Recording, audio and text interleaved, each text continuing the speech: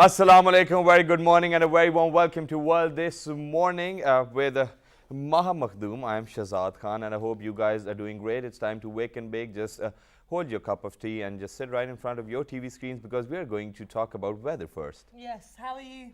Absolutely Before perfect. we talk about weather, how are you today? I'm very absol- energetic. Yes, obviously, because the weather outside is like changing because we have been going through summers a lot and we have been sweating. So now it's, I guess the sweat time is over now. Yes, it so is. we'll be transforming ourselves according to the new weather. We have to get our gadgets for the cold weather. Well, it's not that cold. We're gonna have a bit of a in-between time, aren't we? But we'll have to prepare for that, obviously. Yeah.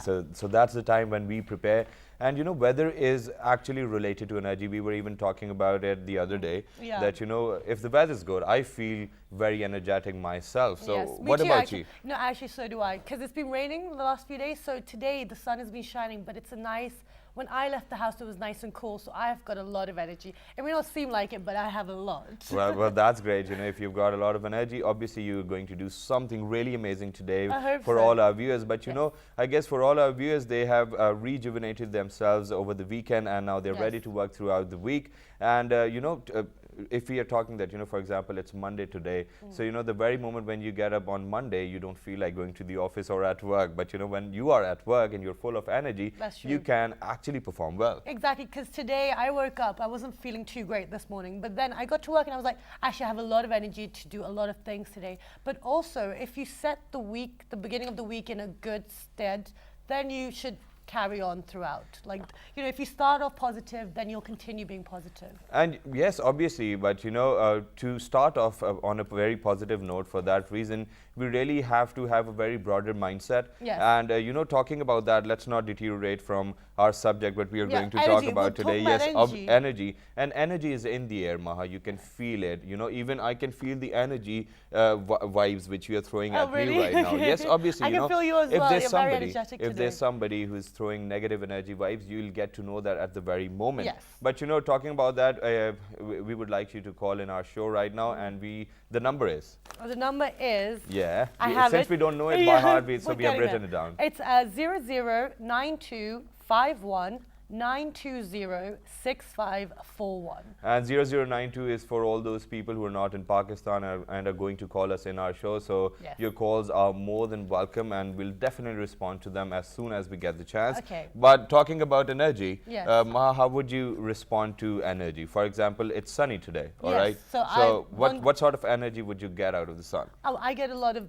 I want to be active, so I got up, I got out of bed, I came to work, and now I'm feeling ready for the show. And the worst feeling I have right now is that, since the weather is changing and it's going to be very cold in a couple of months, so, it will be quite difficult for both of us to get up early in the morning, isn't it? I'm kind of used to the cold weather because I'm from the UK, so Oh I'm my God, so she has started showing off again. I'm not It's all showing right. off. I don't know why that's showing It's off. all right. But, there's one more thing which adds up to my energy. Do you know what that is? What is? That is money. Okay. Does money add up to your energy?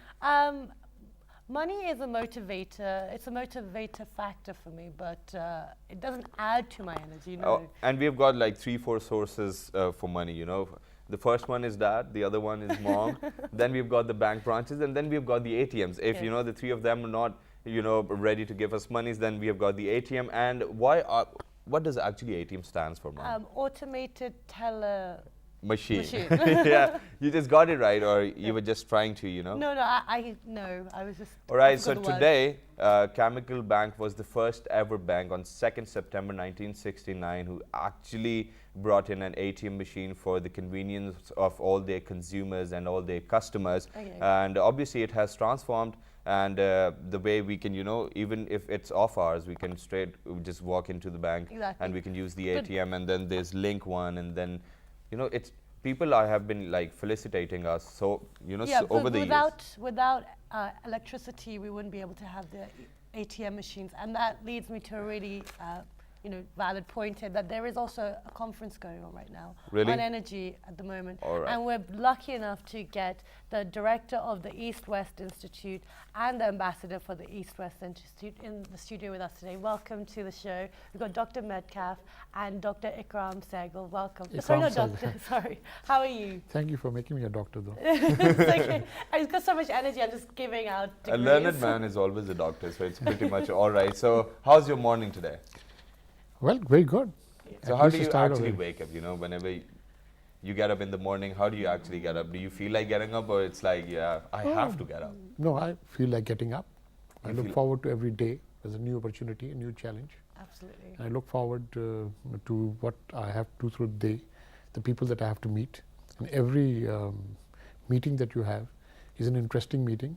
It's a new, new beginning with a lot of people. Yes, I obviously. met both of you today. Yes. New That is ideas, new beginning, ideas new and, people. And basically, you look forward to excitement throughout the day, right? But you don't look excited at all. Is Well- it the show itself, or is it you? Well, if you are in the security business like I am, that it is better not to look excited. Yeah, but It's I'll better add to it be to laid that. back. Mr. Ikram Sehgal is a defense analyst. He's a think tank. He writes columns in newspapers. Well, you're doing too much. Yes. How do you handle that? What sort of energy do you have in you? Well, I think basically if you pace yourself and you make your time schedules right, and like I get up very early in the morning and I make sure that most of the mundane things are over by the time I get to the office. So I don't have to go over that thing. And if you can do that and you can schedule your day in a way that you can do a lot of things at All right, so simultaneously. moving on to Yes. you, ma'am. Same questions. How are your, because I know you're originally from Germany, so Germans are known for their efficiency and being very productive, and because I have quite a few German friends and they're always up early. Is that the same for yourself? I adapt to circumstances. So fantastic. this is my first appointment this morning, so I get up early and prepare myself for it. Fantastic. And this is not your first visit to Pakistan, or is this your first visit? No, it's my second or third. I was here in Pakistan, I think about 10 years ago, Right, for a couple okay. of conferences. Okay. So as we are talking about energy, there's a conference going on. But first of all, what is East-West Institute and what do you guys do? That's a good starting question, if I may. I joined the East-West Institute last September. I'm a German career diplomat. I'm on loan to the East-West Institute. That's an old tradition now for over 20 years. The East-West Institute was founded in the 80s in New York by John Ross, the president and CEO. He's still running the institute. It has offices in New York, in Brussels, and one in Moscow. It's a think tank, and as we like to say, it's a think and do tank. So it's less an academic institution, but it's an institution that has always tried and successfully tried to get people together in track 2 or track 1.5 consultations, meaning making people meet who don't meet regularly, Right. especially at high level. And to get things done, to ease tensions, to move things, political issues in the right directions. And they have done that in the 80s between the Soviet Union and the United States. They have done it on other issues in the past years.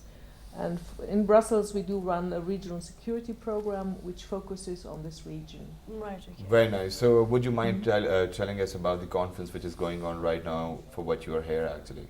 Yeah. Yeah. As I said, we have focused on this region for a couple of years already. We have done a lot of work to get dialogue among parliamentarians between Pakistan and Afghanistan going, for example.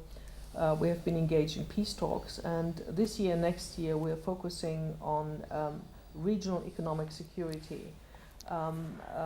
Bearing in mind that a big strategic challenge for that region will be the international troop withdrawal from Afghanistan next year. And that's an issue that concerns not only Afghanistan, obviously, but the region and in particular Pakistan. Now, All right. We need to go for a short break. We'll definitely move on with the conversation. We're going for a short break, but whoever is right in front of the TV screens, just stay there, have a cup of tea. We'll be right back in a minute. Take a break.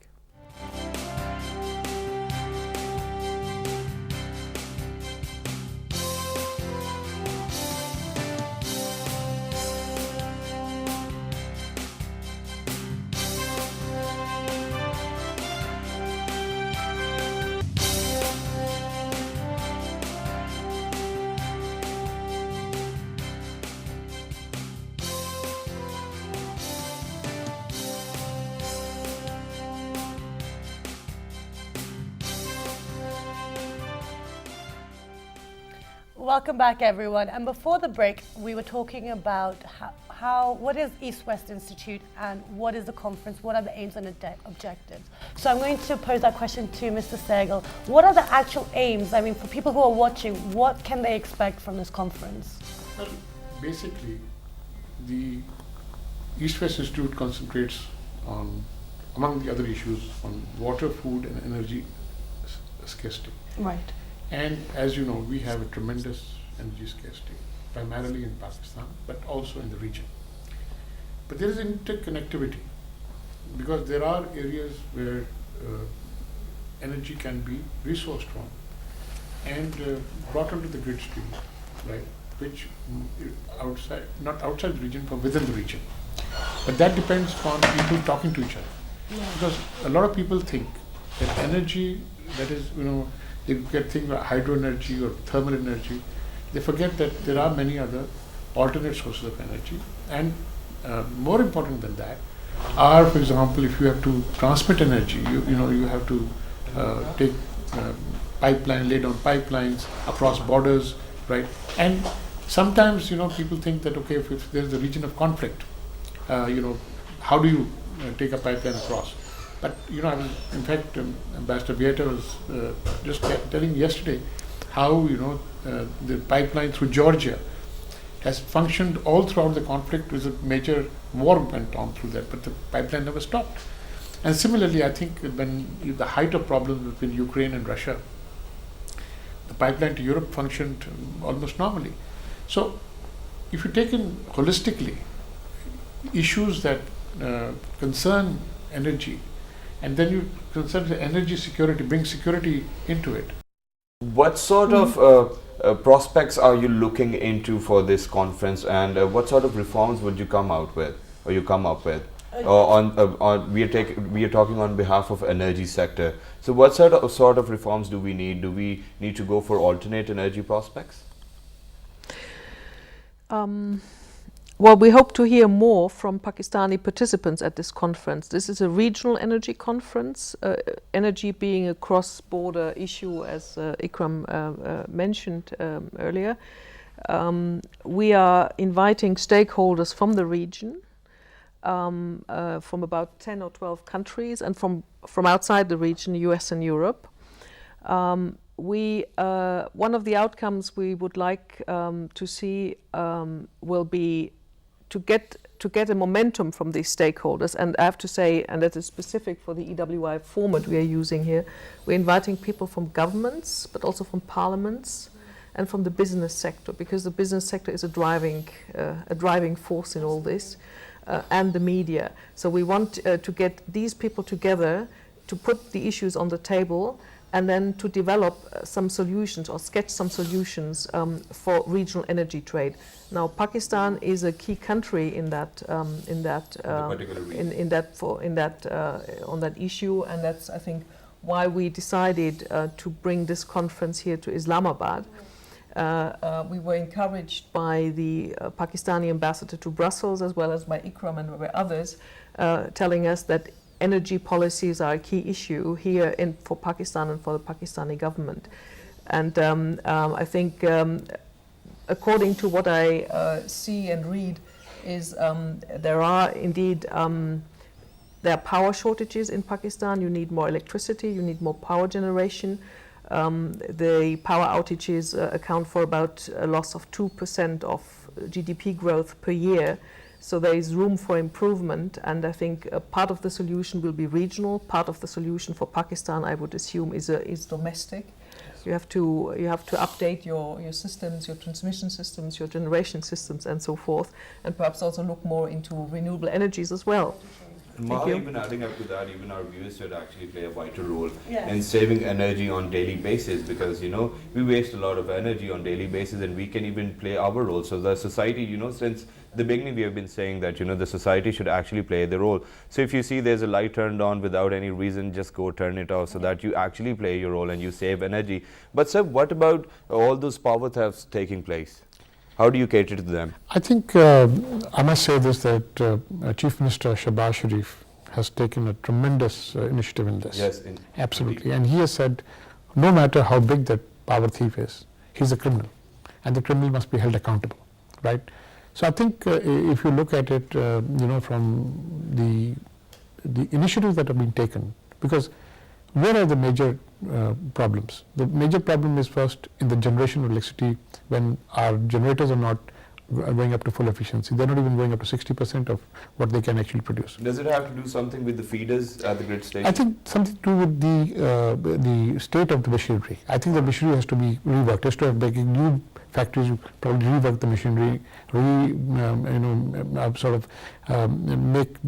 upgrade the machinery. The second thing is in the transmission losses. We lose a lot of electricity in transmission. But the third and worst thing is electricity theft. Yes. And you'll be surprised. You will find people of great stature, people who have factories, people of holding ice factories, people who have restaurants, people in schools.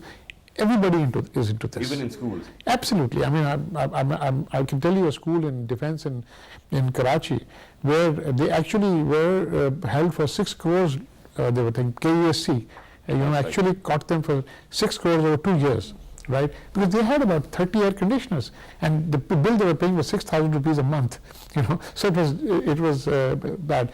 I think not only government but society has to come forward. Play their role, right? Play their role. So, the camera is right in front of you, entire Pakistan and people across the country are listening, you are watching you right now. So just say something so humble and so requestful that, they just listen to you right away. Well, I think... Just look straight into the camera, talk to them. Well, I think what you must understand is that entire country's economy depends upon energy. And if we are going to take away energy which is available for manufacturing, what are you doing? You're stopping manufacturing industries, leading to unemployment. That unemployment means frustration, that employees strikes, that means further issues which are compounded by the terrorism which is already going on in the country. It is incumbent upon you to ensure that there is no electricity theft. It is incumbent upon the government to ensure that you make processes so transparent that nobody is able to get away with electricity theft. And you can even be aspired to that, obviously, if there's somebody who's actually doing something like that, you can always call on the numbers. There's a proper port line for that reason, so you can call on that number and you can register a complaint related to that. But coming back to ma'am, what can be the alternate sources of energy production, and how can they be introduced over here in the region where we have the scarcity of electricity? There's hydropower, I think, for Pakistan. There is gas supplies. There's this project of the Tapi pipeline, bringing gas from Turkmenistan via Afghanistan Exactly. to the south. As it was mentioned earlier, renewable energies is an issue which is also now explored in Pakistan.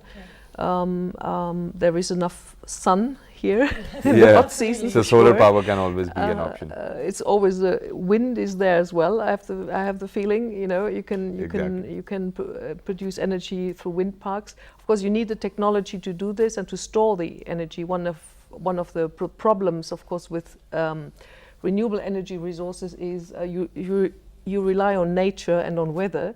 And the wind is there when it's there, and then you have to produce the energy and store it and make sure it gets to the parts of the country where it's needed. Exactly. So that requires some effort, but I think it's good to go into this because you have the sources at home. You are kind of more autonomous if you can manage that.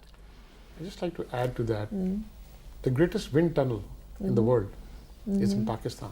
Really? Yes, from Karachi, Thatta and onwards there's a 60-mile belt. Till Gwadar?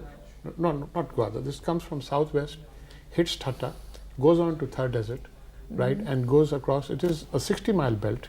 It is the biggest wind tunnel in the world. The wind never stops. Sir, if we have got such immense resources, why don't we work on them? No, then? they're already working on it. There are a lot of wind power stations coming up there. With Chinese help, we are doing more and more. Solar power stations are coming up. And I just want to add something which was not known till about even 3 days ago. Do you know that we estimated our gas reserves at 24 trillion cubic feet Now the United States has come out with a study which says it's over 100 trillion cubic feet. Our shale oil, oil from shale oil, which was estimated at 9 million barrels, is now as 30 million barrels, is now estimated at 9 billion barrels. 9 billion barrels. And that is compared to India, which is only 2.8 billion barrels. And the TCF reserve for India also is less than us. So India is a big country and we are small. Now these are the latest figures that have come. So sir, how can we make the best use of it? I think, I frankly look to people who are doers, right? People who are doers. And I think, activist people at the helm of affairs. People who say, okay, fine, I'm not just going to give the rhetoric. I'm not just going to political programs. I'm not going to just speak populist slogans. I am going to do something, right? I think Chief Minister Shehbaz Sharif has his right eye on the ball on this, and really, I think he's set up a solar plant. The Gadani Beach thing is coming up, right? Hydro things you heard about, the Dasu hydropower. And then there are Chinese people working on other power plants. And Shahzad, there are 60 to 100 sites in KPK, right? And I hope and pray that the new KPK government recognizes that that is a priority, because the cheapest form of electricity is hydropower, both in capital cost and both in producing electricity. Exactly, very nice. So if Shehbaz Sharif is doing all these things, there's more accountability, there'll be repercussions for people who are stealing or who have doing electricity. Obviously, and there should be, that will bring in more help and more desire to invest more in Pakistan, or not? The moment you have electricity, I just give you a little statistic. Despite the fact that, like Ambassador Vieta has said, we're losing 2% of our GDP because of electricity. This thing. The fact of the matter is, this is the most resilient country in the world. You do not have anything which is not stocked in the shelves, whether it's food, whether it's consumer goods, whether it's anything. But still, it has to be worked out, right? But the point is, somebody has to, I would say, bell the cat. There has to be a doer for that reason. Somebody has to go forward and say, okay, fine, I'm doing. Now, I for one, by the way, I'm a great critic of the government, or whichever government is in power. But I for one find optimism, right? What people like Khaja Asif is doing, and it's done in a very integrated way. Previously it was like, hey, this is my kingdom, don't interfere in my kingdom. This is my ministry. But now everybody is coming together and saying, this is a challenge. Economic challenges can only be met by bringing the energy solutions to the table. All right, now just to lighten your mood, since it's a morning show, how do you feel to be here in Pakistan? Oh, it's great to be back, I must say. And I think the city has changed somehow. Just the city or the country itself? Well, I wouldn't be able to judge on the country, but I've been here about 10 years ago. I think it looks brighter, it looks greener, and yeah. And what about the people here? Yeah, you can obviously comment about on that reason. No, it's very impressive. Very friendly people, I think. We were very well received at the airport, at the hotel, and everywhere where we go, actually. So where have you been over here in Islamabad? Oh, I have only arrived yesterday, so I haven't been around too much, but I have done a few talks here and there with our partners and with Ikram and his team and with a few other people. So I haven't been doing any sightseeing apart from what I could see from traveling around the city. Right, we can do that someday, but right now coming back to EWI. So what are the main objectives and goals of EWI, which you are focusing on right now? For our program, we want to work out what are the regional economic security challenges, and we want to push solutions, regional solutions. That's the overall objective. But we are primarily focusing on energy right now. So, in the sector of energy, what kind of reforms are you guys coming up with? Because, we were talking about that earlier too, but we didn't come up with such a situation that, where people can get a brief view of what we are doing. Well, this energy meeting is part of a series of meetings we are doing on regional economic challenges. We had a first one in Istanbul in April on regional infrastructure. It's another challenge. We're looking at the cross-border challenges. We are doing now the energy meeting here in Islamabad. We'll do another one on investment later in the region. Investment is also a topic for Pakistan, obviously. Exactly. So we're trying to get regional stakeholders together on these issues and make them put issues on the table and work out solutions, and then publish these recommendations widely, and we create the forum for the networking in the first place. We get people together who don't meet usually, business people from Central Asia with government people from Pakistan. But do you think the recommendations will be implemented? Yes. Well, yeah. Well, we'll push for that. All Sure. right, that's we say that, in East West we say it in a small way. This is, if you want to be concise, say promote productive understanding. more productive understanding. PPU. PPU. Yeah, all right, let's do it this way. The idea is, you create the platform and the idea for other people. Now, investors are going to look at this conference. They're going to see the papers that are read by various people. People of the stature of Dr. Frederick Starr, who is one of the greatest proponents of the TAPI gas plant, is on his way here to be one of the moderators in one of the this thing. It's not anybody who's coming for this conference. There are people of stature coming to this conference. So what is going to happen is people are going to sit up and look. And coming back to your question, the investors will only beat a path to a doorstep when there is more energy. Yes, obviously. Right. And I think we just need to turn that corner. If we turn that corner, there is nothing that can stop this country. We have second largest coal reserves in the world, right? The third largest copper and gold reserves in the world, right? Fourth largest cotton and industry is in the world. Fifth largest milk producing country in the world. People don't know that. Sixth largest rice producing country in the world. Seventh largest wheat producing country in the world. I'm not even going to talk about our other technical stuff like missiles and the ability to have nuclear. And then we've got the tourism industry too. The tourism industry and all that is all dependent upon this thing, making sure that there's a platform where people feel that they have stakeholders, and they can only feel stakeholders when they have a part of the economic pie. And that particular part of the economic pie can only be given when you have an energy bedrock to support that process. Exactly. So the conference is basically setting out the future for the future, like building relations, and then from there, then the investments will come in, and then that way Pakistan can move forward with the just energy to give you situation. an idea how the Pakistan government is looking at it, you have the Minister for Natural Resources and Petroleum coming in tomorrow. You have the Chief Minister of Punjab also coming in, flying in to talk to the conference. You've got the advisor on foreign affairs and national security, because it's interoperability with Afghanistan, also in the concluding session. So you have a lot of interest, and actually, frankly speaking, I think because of various other sort of conflict, either the Minister of Planning and the Minister of Energy would have been there. So, exactly. So really, you have top level conference of academics who are interacting with at all levels, cross section of people from top to bottom. Right, and I think my own feeling is by the end of this conference, we would have come across, a platform from where we can, go forward. But does this platform actually support the youth of Pakistan, and can the youth of Pakistan be a part of it, since the youth of Pakistan is so energetic and they are coming up with their own reforms and they write down stuff so that they could actually do something for Pakistan? I tell you something. I just while I was talking to you, I missed out something. I'm going to. There are 3 young people, which Pathfinder Group has hired and loaned out to EWI. Right. I wish you would have them on television. We will. They're absolutely bubbling with enthusiasm.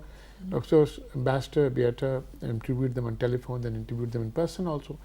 Really, you people are the future of this country, right? So, for example, if we need a chance, how do we get it? Yes. It's always exploring different opportunities to get into the other fields. Because it's for all those viewers who are viewing right now. Put it to you, I think chances are only there if you reach out for it. Inshallah, we will definitely reach out for that. But before going, since we are running short of time, do you feel like saying something to the entire nation, because the entire nation is listening to you right now and even watching? So whatever you feel like saying, whatever you have inside your heart, just say it all. Yeah. Well, having arrived from Brussels, I would say I'm very pleased to be here. I'm looking forward to this conference. I feel a lot of energy in myself when I look at you, when I look at what the people are doing here, to prepare for a better life and a better world. And I think we have all the ingredients for being successful in this regional conference. And I'm very grateful for having this high-level participation from Pakistan and having their input on this very important issue. Thank you very much, ma'am. I would also like to say thank you so much for joining, taking the time to be here, especially with the conference coming up, and also that the conference hopefully will do a lot of good and we will get a lot of benefit from it. And best of luck for that. Thank you. So it's time now for a short break, and when we come back, obviously we are talking about energy, so we'll talk about other dimensions of it. So just stay tuned. Time now for a short break.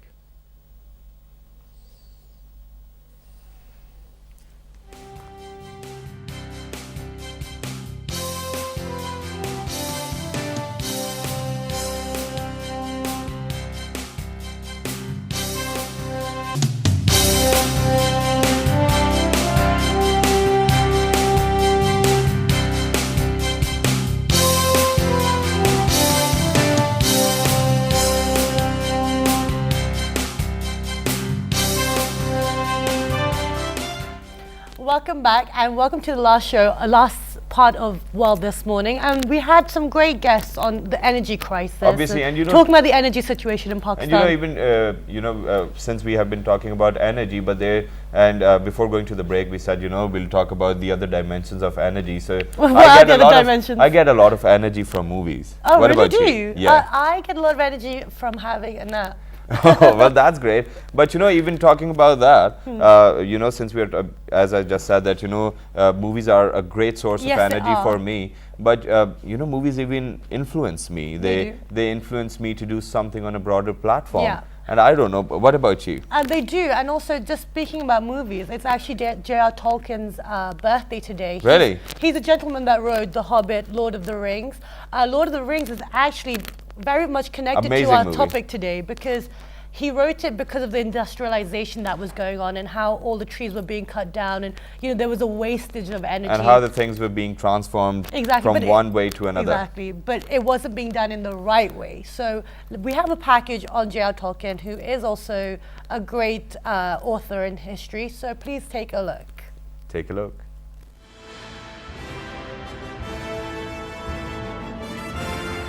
To dungeons deep and caverns old, the pines were roaring on the high.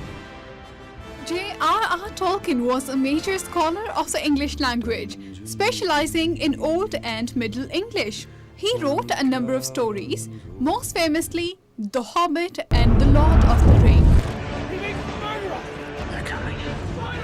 which are set in a prehistoric era in an invented version of the world he called by the name of Middle Earth. The area was populated by men and women, elves, dwarves, trolls, orcs, and of course, hobbits. He has regularly been condemned by the English literature establishment, but loved by literally millions of readers worldwide. In the 1960s, he was taken up by many members of the nascent counterculture, largely because of his concern with environmental issues. Later, his books have been converted into one of the most celebrated movie series of all times.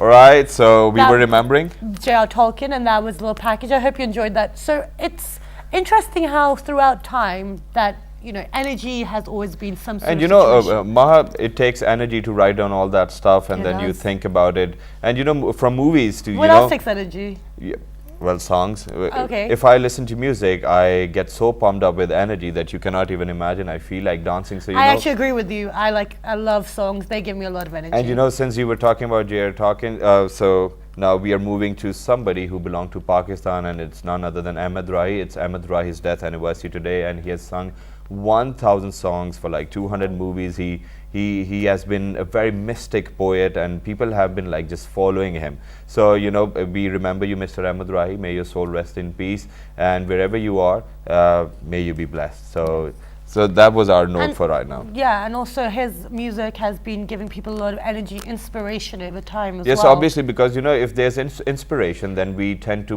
work more on other Absolutely. subjects. Because if I'll be influenced or you'll be influenced by somebody, then we'll definitely try to follow their pathway. Absolutely. For example, you're hosting a show. Who's your mentor?